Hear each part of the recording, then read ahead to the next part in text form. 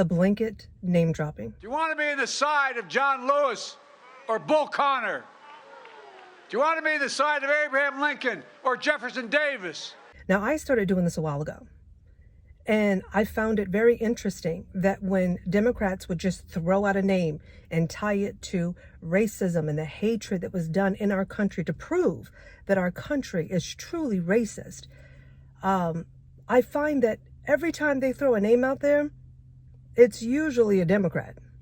I have yet, not once, have come across a single Democrat that has dropped a name that ties to racism that isn't also a Democrat.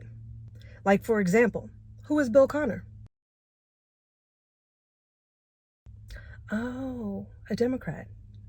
Who's Jefferson Davis? A Democrat. Now, if our history was so rooted in racism and it was across the board, you would think that you could find one Republican that created or crafted, signed on to any of these hateful racist policies. But you can't. Because if there was one, I assure you, the Democrats would be using that name nonstop. It would be a household name.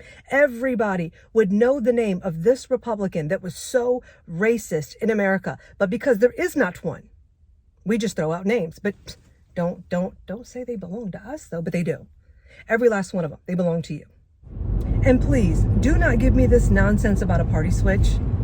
When I hear people talk about that ridiculous lie, it reminds me of that scene out of The Help, where Miss Hilly was trying to hide the fact that she had 2 slices of Miss Minnie's pie.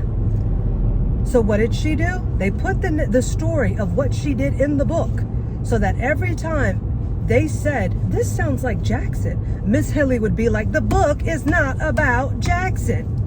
It's the same thing when it comes to Democrats. When you talk about racism in America and how it only came from the Democrats, there was a party switch.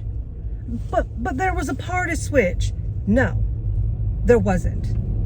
The book was about Jackson, and there was no party switch.